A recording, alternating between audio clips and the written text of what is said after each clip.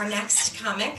I think it's good old Chris Edwards. Am I right? I think it's the good old faithful. Mr. Fox. Enjoy. Fucking microphones, how do they work? That one's from the internet, everybody. Try this. Yeah, fuck it. Balls to the wall. Alright. Super Bowl. You guys watch it? Yes. Yes. Yeah, it was rough. I was pretty upset. I'm a Steelers fan, born and raised. Fuck off. Yeah, alright, Karen, yeah. Amy, I know you're a Packers fan. I have to be. Congratulations. Yeah. Yeah, you're welcome. I was pretty upset though. Being from Pittsburgh, I'm a big Steeler fan.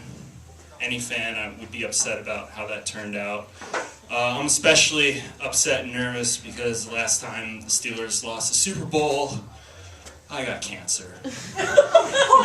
It's true story. 1996, Super Bowl 30, Dallas Cowboys, Pittsburgh Steelers, Tempe, Arizona.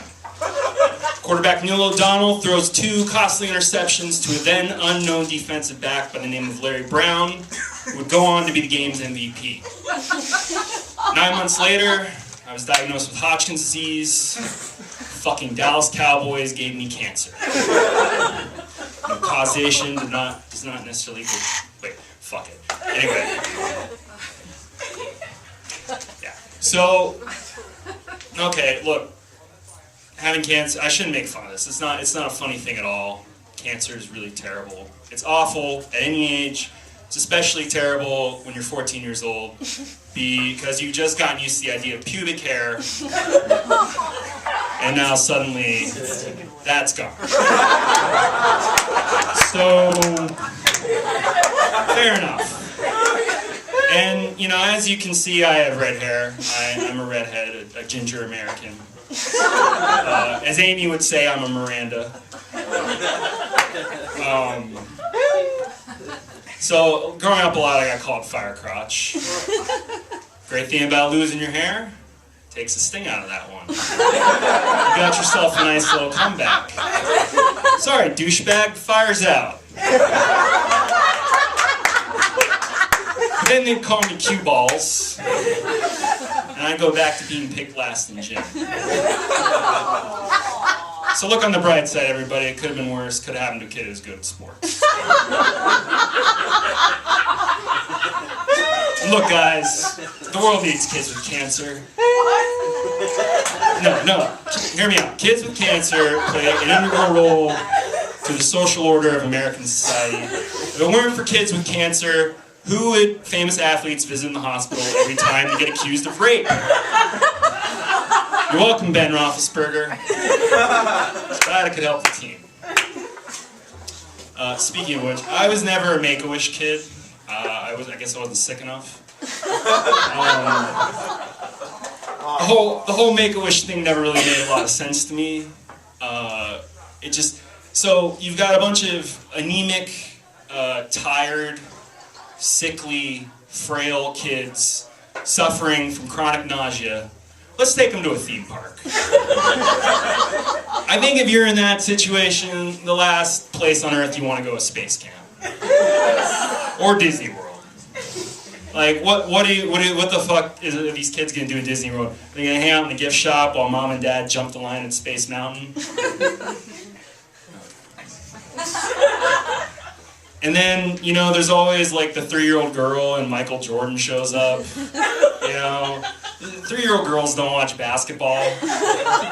Dad's out of his fucking mind. He's stoked. I mean, this is hard on them too, but I just want to know, whose wish are they making? So, another fun side effect of cancer, besides the whole bulb thing, is it can make you sterile. My father actually happens to be an oncologist. Isn't that ironic? I know that I misused the word irony, thank you. And that's weird. And he doesn't realize this until, about 2 days before I start chemotherapy. So the last minute he calls in a favor to a friend of his who works at a fertility clinic. He's like, "Hey, Gary, it's Bob. I need a favor. My kid needs to put some of his jizz in your fridge. You do me this solid?" So first thing in the morning, right before work, he swings by my mom's house. And I should mention, I guess I should back up and say my parents are divorced. And I don't know how many people here have divorced parents, but when your parents are divorced, yeah, half the room. We're in New York. Every encounter between your parents is awkward when they're divorced, but it's especially awkward when dad comes by before school to wake you up to masturbate.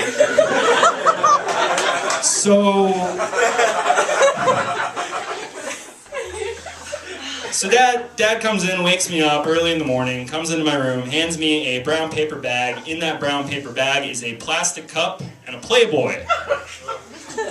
And at first I was like pleasantly surprised. I was like, "Wow, sweet, pornography. And I probably get to keep it. I don't have to sneak it back under his sink when I'm done."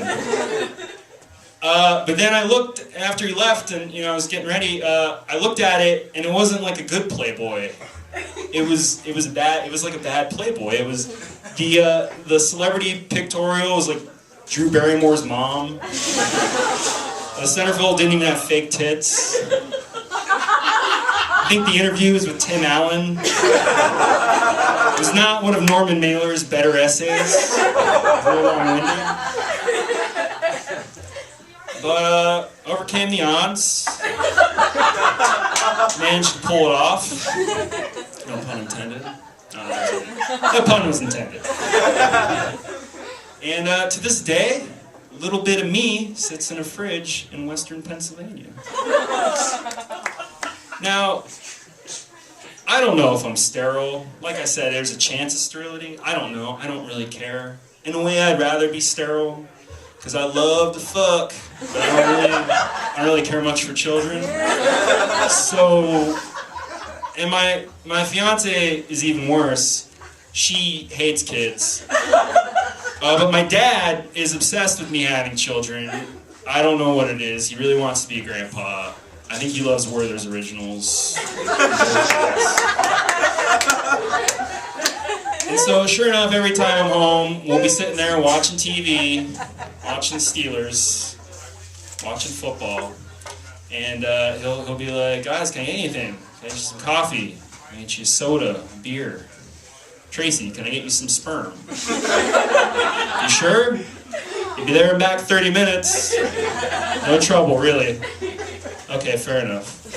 All right, thanks a lot, guys. You have a good night."